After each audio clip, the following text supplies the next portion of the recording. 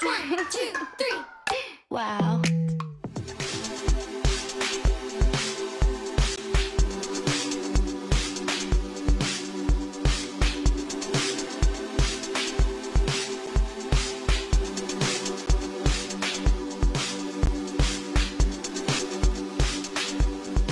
Entonces, bueno, bienvenidas, bienvenidos a este taller. Gracias a Tejiendo Redes Infancia en América Latina, gracias a Together for Girls y toda esta alianza enorme, importantísima que están haciendo. Creo que tenemos varios elementos aquí. El primero es el conocimiento.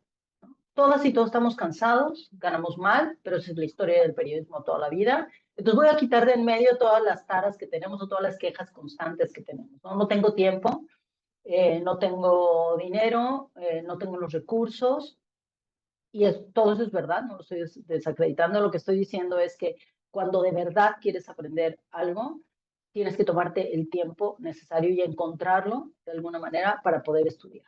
Es así, ¿no? Entonces, ¿qué tienes que tener cuando tú vas a cubrir un hecho? No importa si es de violencia o no, aquí no vamos a hablar solamente sobre violencia, sino en el que hay las o los actores son personas que tienen menos de 18 años, que son niñas y niños, ¿no? O jóvenes que todavía no llegan a la edad adulta. Entonces, yo creo que lo primero es eso, es el conocimiento. Luego, el contexto.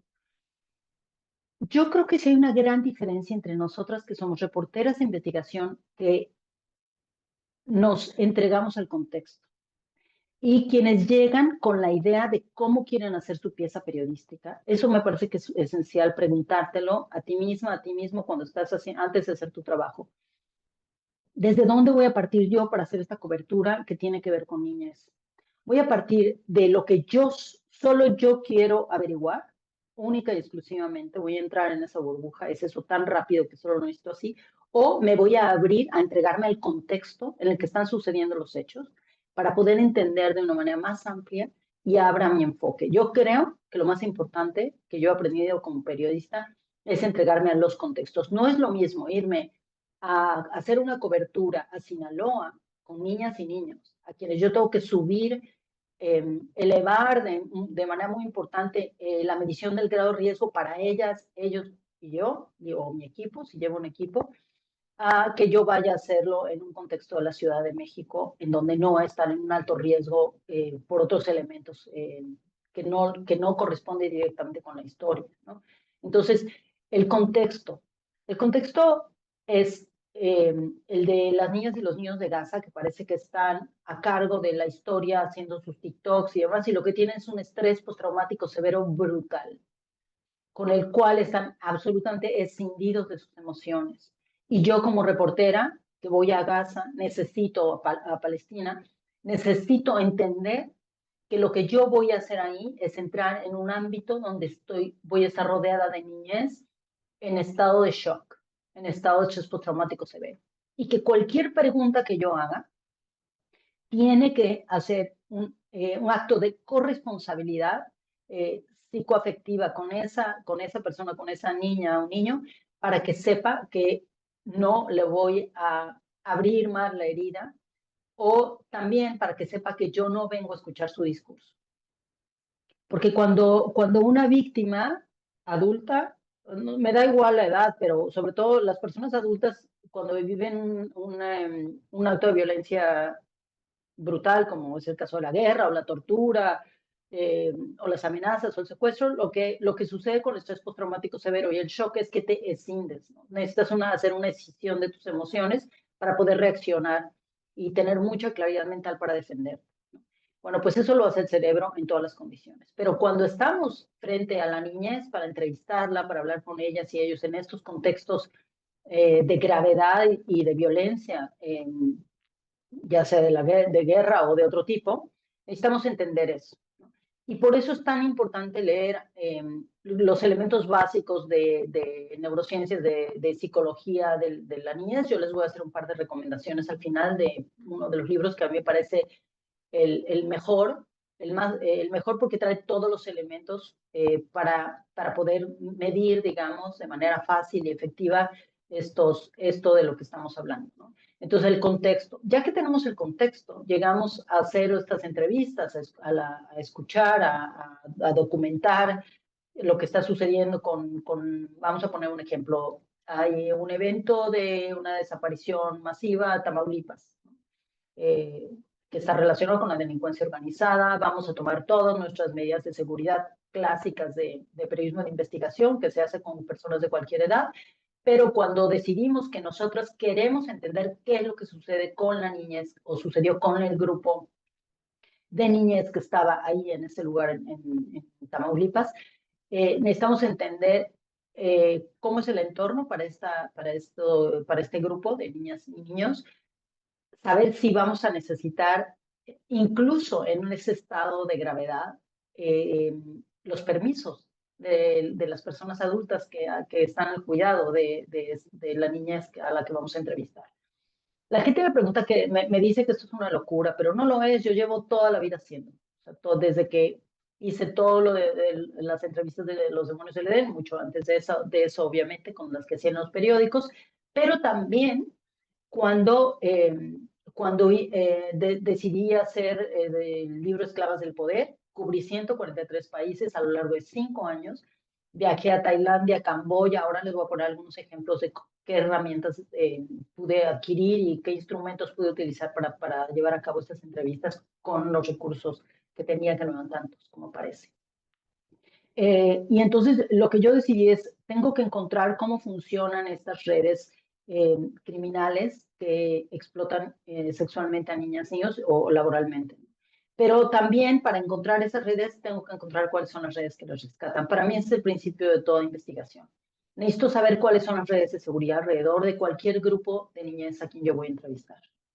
Y eso es más fácil de lo que creemos, porque en todas partes a donde vamos, no importa si es en las zonas más complejas de Tailandia y Camboya, donde hay redes enormes de explotación sexual comercial de niñas y niños a la vista, digamos, ahí también hay redes enormes de personas que están trabajando de manera muy seria y estratégica, y a esas tenemos que acercarnos antes de llegar a la segunda fase, que es la del riesgo, de las personas en riesgo, y en la que nosotros nos metemos en riesgo también por hacer esa cobertura, ¿no? Eso es muy importante. Eh, Pensar en ese tema de los permisos. Si vas a llegar a una zona donde, por ejemplo, cuando fue la masacre de Acteal, eh, y llegué con una compañera periodista a Acteal, llegamos como periodistas de provincia, veníamos de Quintana Roo en camión, sin recursos, con una camarita, y llegamos a Acteal y claro, no había manera de pedirle permiso a nadie porque a la mayoría de las personas adultas a cargo de esas niñas y niños que habían sobrevivido les habían matado. Y en ese contexto era buscar a quién de la comunidad estaba a cargo de cuidarles y protegerles. Es decir, tú tienes que hacerte responsable, no importa lo que te cueste, o sea, lo difícil que parezca, del acompañamiento en ese momento. No digo que el resto del tiempo, pero en el momento que estás haciendo la entrevista tienes que hacerte responsable de que esa niña, ese niño sepa con certeza y dejarlo claro y decírselo, que tú en ese momento estás ahí para escucharle, para conocer su historia, para saber qué siente, qué piensa, qué necesita, y para no hacerle ninguna promesa de nada que no puedas darle. Hay compañeros periodistas que en el estado de shock, cuando ven a niñas y niños sufriendo, les empiezan a decir que les van a ayudar en cosas que son imposibles e inaccesibles para esa o ese periodista. Eso no se hace, nunca. Nunca puedes ofrecer algo que no puedes darle a nadie. Y obviamente a una persona adulta no lo hacemos, pero en general hay una tendencia, ahora lo he visto con mis estudiantes de periodismo de investigación, que hay una tendencia a sentir el tema de la empatía como una corresponsabilidad. Me parece que hay algo importantísimo cuando hablamos de periodismo de niñez y periodismo de infancias, es cómo te sientas a pensar en tu enfoque en la historia vital. Y eso es muy importante, entender que el enfoque en la historia vital de esa niña o niño te lo va a dar él o ella, si estableces el vínculo de confianza, en el que yo no voy a adentrarme, porque eso es periodismo 1, ¿no? Grado 1 de establecer vínculos de confianza con tu persona, con tu entrevistada o entrevistado, ¿no? ¿Y cómo vas a hacer? Tu nota es sobre matrimonio forzado infantil, ¿va? Bueno, si tu nota es sobre matrimonio forzado infantil, ¿cuál es el enfoque de la historia vital esa niña, ese niño, tienes que buscar mujeres adultas ya que fueron víctimas de esto. Si tú partes de una historia de una mujer adulta que regresa a la niñez, te va a contar su historia vital. Y a partir de ahí tú vas a lograr adquirir, hacer el gancho a la historia con tu lectora, lector o escucha, para que entienda que cómo se vive algo que una niña que acaba de ser forzada al matrimonio y que fue rescatada, por ejemplo, o que se escapó, no te puede contar todavía porque está sufriendo de estrés postraumático severo, ¿no? Entonces, ¿cómo hacemos eso? Siempre vamos a buscar a estas personas. ¿Cómo? Bueno, pues las redes, esto lo hablamos mucho en los talleres de periodismo, las redes de activistas y de organizaciones. Para mí es esencial siempre que llego a un país, a una ciudad o a alguna comunidad, buscar mucho antes de llegar por correo electrónico, etcétera, o incluso por redes sociales ahora, la verdad, son súper útiles. Por ejemplo, a la gente de la OIT, si voy a hablar quiero encontrar a dónde están las niñas y los niños rescatados de víctimas de explotación laboral, ¿no? En algún país, en la India, en Pakistán, en Latinoamérica, no importa. Cuando yo llego al terreno, yo ya llego con un trabajo hecho desde mi escritorio a través de 2 correos electrónicos y 5 llamadas. Entonces, y en realidad es muy poco tiempo, cuando yo mido el tiempo que yo invertí en hacer eso. Lo que pasa es que soy muy estratégica y me parece que eso es muy importante recordarlo. Tenemos que ser muy estratégicos. Y a partir de eso, entonces, tenemos el enfoque en la historia vital, utilizando todas estas herramientas, quienes están ahí siguiendo la historia vital y los derechos humanos de estas niñas y niños. Para mí esa es la pregunta esencial siempre. ¿Quién está ahí donde yo no vivo, donde yo no estoy, ¿no? A donde voy a llegar? Haciendo ese trabajo de base. Y esas personas que hacen trabajo de base tienen mucha más información de la que yo tengo. Ahora luego la voy a tener que contrastar y buscar como las herramientas e instrumentos como los que crea Together for Girls y otras organizaciones, pero, eh, pero voy a ir a por esto primero, la gente que sabe en ese lugar más que yo, siempre. El subenfoque, los hechos, los elementos básicos del periodismo, los hechos, la historia, los elementos de vulnerabilidad que tiene esa niña o niño en su contexto personal. Y luego algo que yo siempre hago en todos mis textos y que a mí me ha funcionado desde que empecé a hacer periodismo feminista hace 35 años, es siempre, incluso en lo peor y lo más duro y lo más perverso de la humanidad, busco casos positivos en los que se salvaron las víctimas, en los que no llegaron, en los que eh, entendieron que tenían que huir eh, y donde hubo al menos una resolución. Y luego escribirlo de tal forma en que mis lectoras y lectores sepan con claridad que lo que yo estoy expresando no indica que las otras niñas y niños fueron responsables de lo que les sucedió, sino que hubo elementos en la historia vital de las víctimas y de las no víctimas para que las no víctimas tuvieran mucho menor vulnerabilidad. Entonces, esto es muy importante porque acabo de leerles prácticamente, de narrarles prácticamente toda la Carta de los Derechos Humanos, sin utilizar ninguna, sin citar ni uno solo de los derechos. Y ese es nuestro trabajo como periodistas. Todo lo que acabo de decir cubre todos estos aspectos de los derechos humanos. Ese es el verdadero periodismo de infancia, con enfoque de derechos humanos.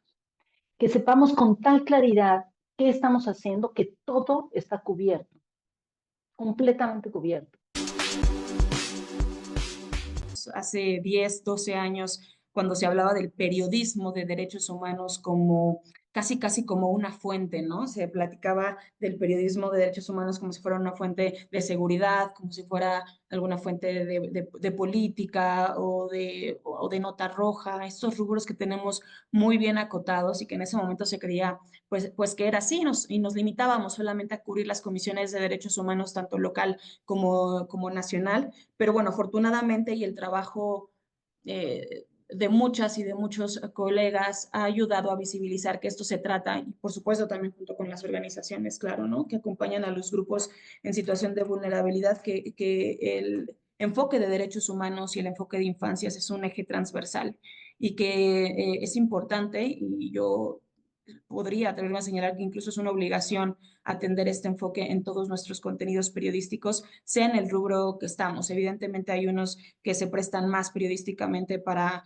ello y además, ¿no? Encontrar los propios espacios para hacerlo, ¿sí? En nuestro quehacer periodístico es difícil, que no es imposible, pero yo entiendo las dinámicas de los medios de comunicación, introducir estos enfoques, siempre tratar de abrir estas trincheras y hacer lo propio, ¿no? Para poder visibilizar estos casos y estos temas de los que ya estaremos abundando o específicamente rubros, temas, además de las infancias, ¿no? De todo lo que involucra el tema de derechos humanos. Me voy a enfocar en 3 rubros que se los quiero ir adelantando para después irnos enfocando en él. El primero de los rubros que quiero compartir o que quiero pues, que planteemos es el de las buenas voluntades. El segundo es mirar desde fuera y siempre en contexto. Y finalmente el nado contracorriente, ¿no? Así los he titulado, nos vamos a ir por ello.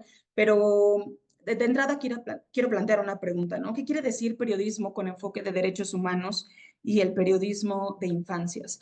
Por supuesto, hay mucha teoría, ¿no? Hay libros que también algunas recomendaciones se las puedo hacer llegar conforme vayan avanzando y las inquietudes que vayan surgiendo sobre en cuanto a teoría, pero en la práctica o desde mi perspectiva o desde mi opinión, para mí el periodismo con enfoque de derechos humanos es poner en el centro la vida digna de las personas, es decir, las historias, siempre llegar a las historias y llegar a las inquietudes y visibilizar lo que es injusto e inequitativo desde un respeto, desde la empatía, sobre todo el profesionalismo a la hora de hacer nuestro trabajo. Es poner en el centro a las víctimas, en el centro a quienes están siendo pues vulneradas en sus derechos, pero también a quienes pues están siendo afectadas de alguna u otra forma, no estamos hablando todo el tiempo de violaciones graves a derechos humanos, pero de alguna forma, por ejemplo, las políticas públicas, las decisiones que se toman por parte de las autoridades, en los rubros comunes, ¿no? Desde el día a día en el quehacer, siempre hay algo en las que las sociedades se ven impactadas, las comunidades y los grupos de personas. Siempre hay que llegar a eso y exponerles en el centro, porque a veces se nos olvida y nos dedicamos a la declaracionitis, que insisto, hay mucho contexto al interior que nos limita y que terminamos haciendo este periodismo de declaracionitis, pero que ya pues estaré platicando un poquito más de ello. El primer rubro, me adentro, el de buenas voluntades.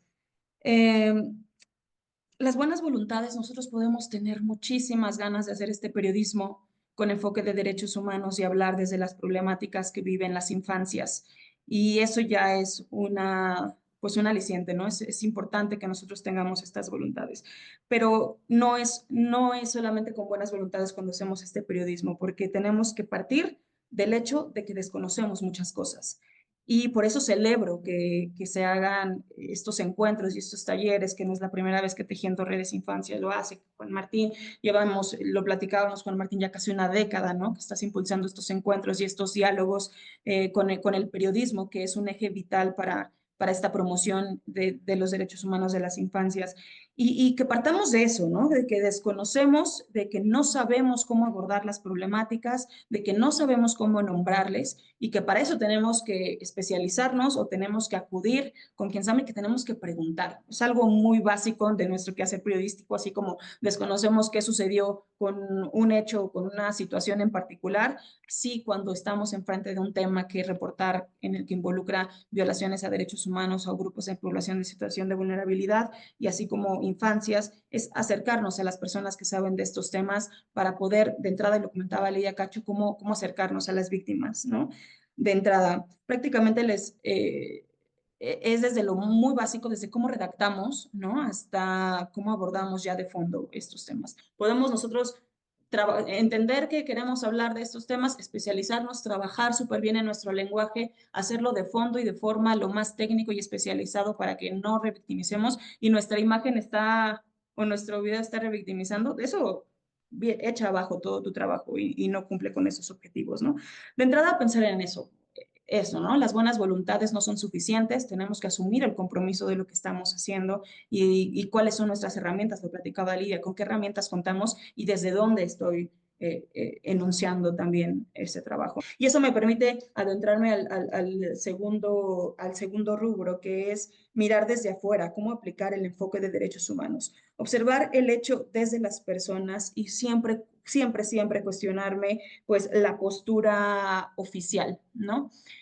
Siempre tenemos estas posturas de las autoridades, las declaraciones de los funcionarios, de los medios de lo que se reporta a través de los funcionarios, a través de los medios de comunicación, de las presidencias municipales, de las secretarías. Y muchas veces yo entiendo que por el espacio que hablamos ahorita delante de los retos, pues solamente nos quedamos con eso y también la inmediatez nos impide acercarnos a las voces, lo que les comentaba, y y cuestionar y preguntar y tratar de obtener un testimonio de quienes están involucrados en este caso.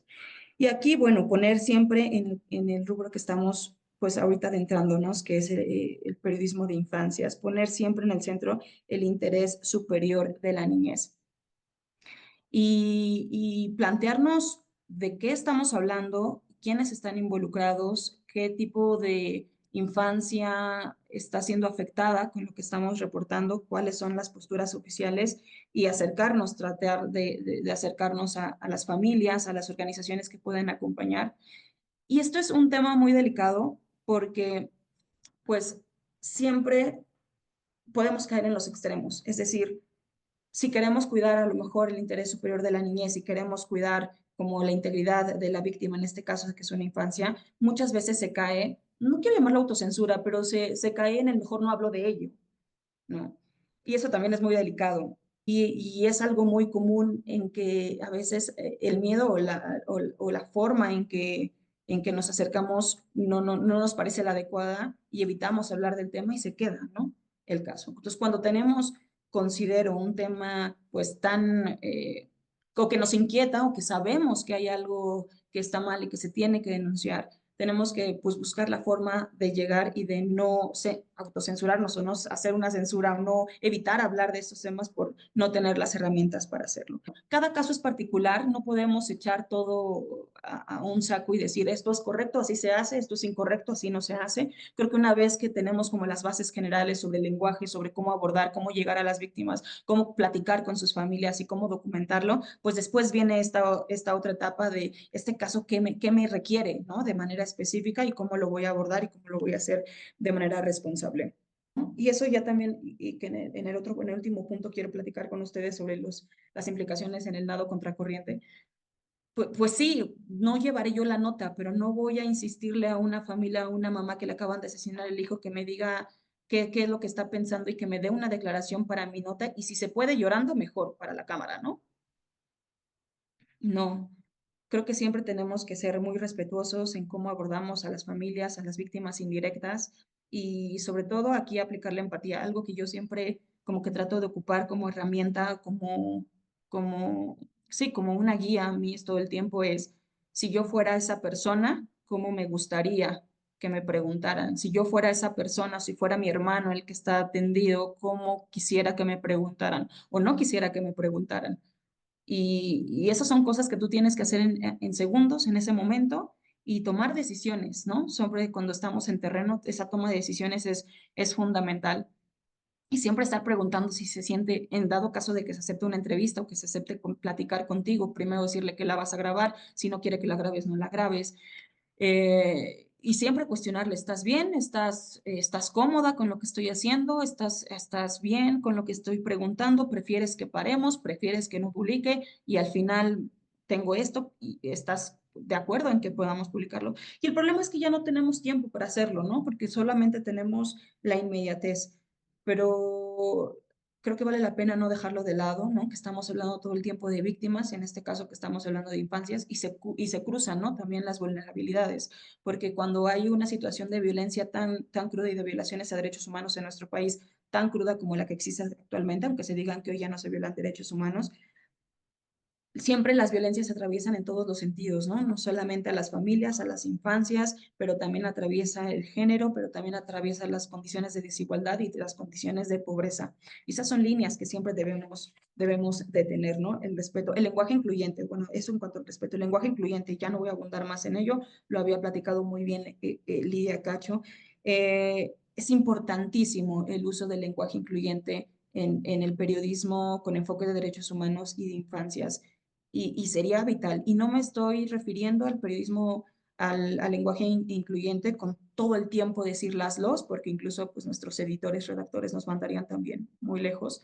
Hay muchísimas herramientas y ampliar nuestro uso del lenguaje a no solamente decirlaslo, sino a desdoblar el lenguaje, hablar de las personas, hablar de las comunidades, de las situaciones. También les puedo pasar, Juan Martín, que bueno, no, pues, ¿qué les puedo decir? Yo he aprendido de ustedes, de Tejiendo Redes y de todos estos grupos y colectivos. También Naciones Unidas tiene manuales de cómo es el uso adecuado del lenguaje y cómo se va, y esto es bien importante, que se va transformando, ¿no?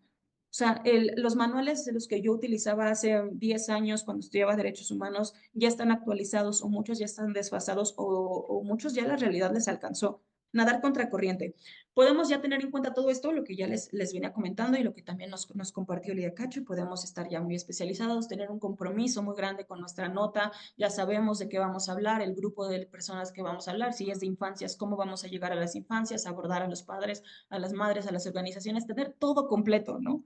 Y haciendo un esfuerzo extraordinario para que esto salga o para que tu cobertura sea de la forma más respetuosa. La realidad es que es una pelea constante y es todo el tiempo un nadar contracorriente, por eso quise ponerle este subtítulo, es nadar contracorriente en nuestras redacciones, en nuestros medios de comunicación, que hay que decirlo, sigue siendo mesas de comunicación y redacciones de hombres en su mayoría. Eso está cambiando afortunadamente, pero siguen siendo mesas de redacciones de hombres, siguen siendo mesas de redacciones en las que los derechos humanos y estas perspectivas no venden y en las que entre más rápido cuentes la nota y qué sucedió, mejor. Sí, sabemos que así es el periodismo, pero cuando hay tanta inmediatez y cuando hay tan poco espacio para poder platicar de un tema, se deja fuera el contexto.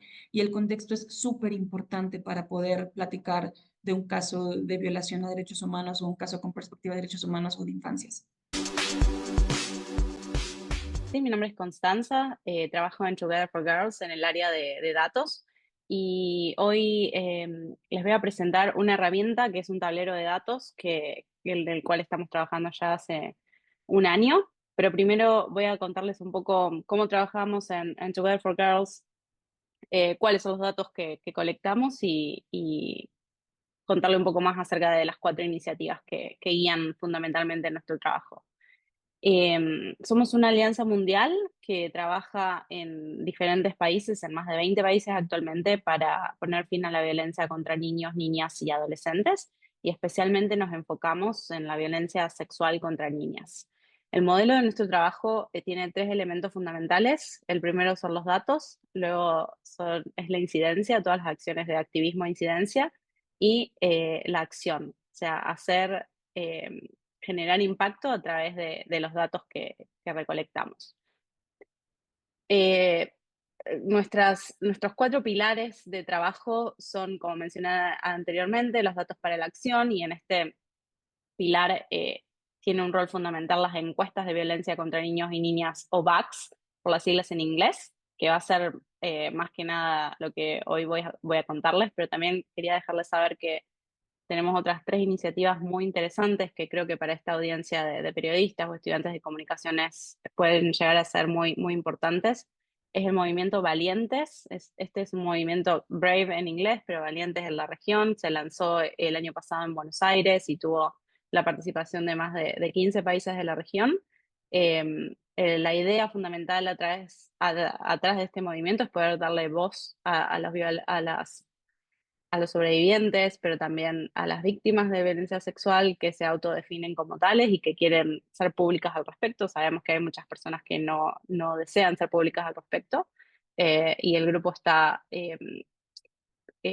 contiene, digamos, diferentes perfiles en este sentido, por lo cual les invito que vayan a ver nuestra página de website en este sentido. Después, el tercer punto es el Safe Futures Hub. Perdón, no traducimos ninguno de estos conceptos, pero básicamente es un centro en el cual hacemos investigación sobre los programas que funcionan para prevenir la violencia sexual. Vero, si podés compartir el link en el chat para que puedan ver. Desafortunadamente todavía está solo en inglés, pero estamos trabajando en la traducción al español y al francés de esta iniciativa. Fue una investigación eh, en la cual pudimos evaluar en los últimos 5 años cuáles son, como dije anteriormente, intervenciones que realmente son eficaces para prevenir y para responder a la violencia sexual. Y el último de nuestros pilares de trabajo es el índice Out of the Shadows, que es el índice fuera de las sombras. Este índice mira alrededor y compara cómo 60 países previenen y responden a la violencia sexual hacia los niños. Este proyecto va a lanzarse este año, por lo que todavía no hay nada publicado, pero también creo que las ediciones anteriores del índice pueden llegar a ser de mucha utilidad para los medios en general. Bueno, como les comentaba, la encuesta de violencia contra niños y niñas, o las VACS, son uno de los aspectos fundamentales de nuestros proyectos y de nuestros programas. En Together for Girls creemos que para abordar el problema, primero tenemos que entenderlo. Entonces trabajamos en la generación de estos datos que son completos y son de muchísima calidad. Las encuestas son representativas, son encuestas de hogares representativas a nivel nacional y se realizan entrevistas a jóvenes entre 13 y 24 años. La verdad que escuchando lo que mencionaba Elia y a Lidia anteriormente, que me trajo a colación lo importante que es estar preparados, ¿no? Para poder entrevistar adecuadamente a los niños que han pasado por estas experiencias. Nosotros tenemos protocolos para proteger a todos los niños que participan en las encuestas y las personas que entrevistan tienen que atravesar un training bastante largo porque se imaginan que si bien, como mencionaba Lidia al principio, hay que ser empáticos, pero también no hay que prometer soluciones o cosas que el entrevistador realmente no va a poder realizar. Entonces, este es un aspecto fundamental de las encuestas. Actualmente las encuestas se realizaron en 24 países y en total representan el 13% de los niños y niñas a nivel mundial. Y el 30% de niños y niñas y adolescentes en países de ingreso bajo.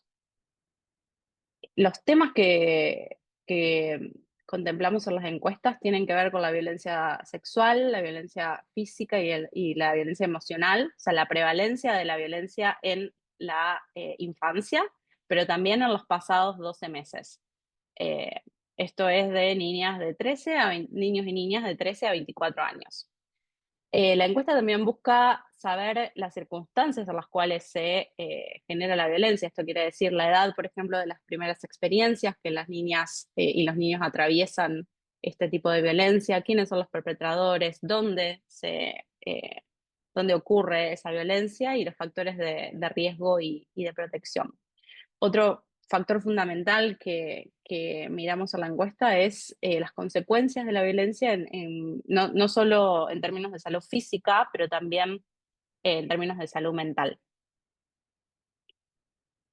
Acá pueden ver un mapa donde están todas las encuestas que se han realizado hasta la fecha. Verán que en la región tenemos Colombia, El Salvador, Honduras y Jamaica. Y ven también que se han repetido las encuestas en 4 países de África. Pudiendo, digamos, a través de tantas encuestas hechas, pudimos hacer una evaluación y realmente ver que las encuestas tienen un impacto real y duradero en todos los países en los que las hemos implementado. Como dije al principio, el objetivo fundamental nuestro es que los datos tengan un impacto claro, un impacto más allá de la mera recolección de datos. Entonces aquí pueden ver, voy a mover a la próxima, donde se pueden ver en cada país que ha realizado una encuesta los cambios que ha habido después de la encuesta. Es importante mencionar que las encuestas son lideradas por los gobiernos nacionales, entonces siempre se firma un acuerdo en el cual los gobiernos luego van a comprometerse a realizar determinadas acciones. Ven, por ejemplo, en Colombia, después de las VACs, ha habido una gran mejora en las leyes de seguridad infantil, se ha prohibido el matrimonio infantil y se ha prohibido el castigo corporal. Lo cual, esta es toda la información que pueden encontrar en nuestro sitio web, pero me pareció interesante antes de pasar a los datos y al tablero mostrar realmente que el objetivo detrás de estas encuestas es generar un cambio y una mejora. Para cada país hay un reporte en formato PDF que son donde uno puede ver los datos actualmente de las encuestas, hay hojas informativas y hay un montón de artículos de investigación que tratan sobre las BACs en general. Por otro lado, los datos para investigadores o periodistas que deseen se pueden solicitar en nuestro sitio web también, los datos crudos sin procesar para utilizarlos como analizando los datos con un software como R o Stata o lo que prefieran. Sin embargo, lo que nos planteamos nosotros al momento de pensar en cómo estos datos llegan a una audiencia de manera mucho más amigable, eh, nos surgió la idea de hacer este tablero de datos para que estén más fácilmente disponibles, no solo para gente para personas que no se dedican no son investigadores, sino también activistas, medios de comunicación, y poder realmente generar un recurso que sea ampliamente utilizado. Acá pueden ver una captura de pantalla del tablero. Vero, si podrás compartir en el chat el link para que cada uno pueda verlo desde su propia laptop más cómodo, pero les cuento un poco de qué se trata. Y la idea de este tablero es incluir todos los datos que están en los reportes en PDF. Lo que hicimos fue extraer todos y cada uno de esos datos para incluirlos en este tablero en el cual ustedes pueden entrar, elegir el país, el género, la edad y la variable que desean descargar. Pueden comparar entre países, pueden comparar diferentes edades, porque van a ver que los datos según cada país están divididos por distintos grupos etarios. Pero lo que está muy interesante, además de eso, es que se puede descargar, pueden hacer sus propios gráficos con estos datos en caso de que por cuestiones, nos ha pasado cuando hicimos una fase de descubrimiento para ver qué resultaba interesante para una audiencia que no era investigadores meramente, que es la audiencia con la que más trabajamos. Hemos recibido como feedback que era muy importante que estos datos se puedan descargar para que cada uno pueda ponerle, saben, la marca de cada organización que las utilice y demás. Así que bueno, pensamos que era importante tener eso. Consideramos también que es muy importante maximizar el acceso a estos datos, como venía diciendo antes, para que en base a estos datos se puedan tomar decisiones de prevención y también de respuesta en cómo abordar la violencia. Fundamentalmente, la idea de este tablero, y es la primera vez que lo presentamos en público, así que cualquier comentario o sugerencia que tengan al respecto será más que bienvenido. Lo que quisimos hacer con este tablero es fundamentalmente que sea simple y fácil de usar para toda persona.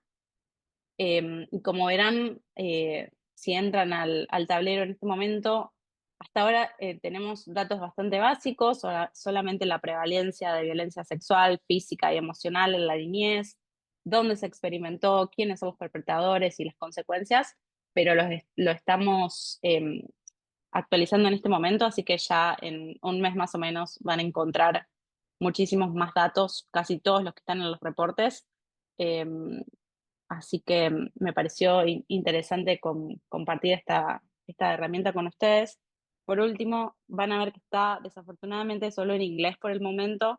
Estamos trabajando en eso también y el dashboard va a estar en inglés, en español y en francés, porque trabajamos con muchos colegas en la región y también hemos recibido este pedido que es muy importante. Por otro lado, comentarles que va a haber datos de otros tipos de encuestas. Mencionar rápidamente que el año pasado hicimos encuestas de violencia contra la niñez en contextos humanitarios en Uganda y Etiopía. Eso va a estar también ahí disponible. Va a haber datos demográficos de los niños y niñas que encuestamos en cuanto a la educación, matrimonio infantil, discapacidad, consecuencias no solo de la violencia sexual, pero también de la violencia física, experimentar distintos tipos de violencia al mismo tiempo. Hay datos sobre normas de género. La verdad que es muy amplio. Los invito a ir a chusmear, diríamos acá en Argentina, el tablero, ver qué les parece, enviarme sus comentarios, sugerencias, y espero que sea útil. Muchas gracias.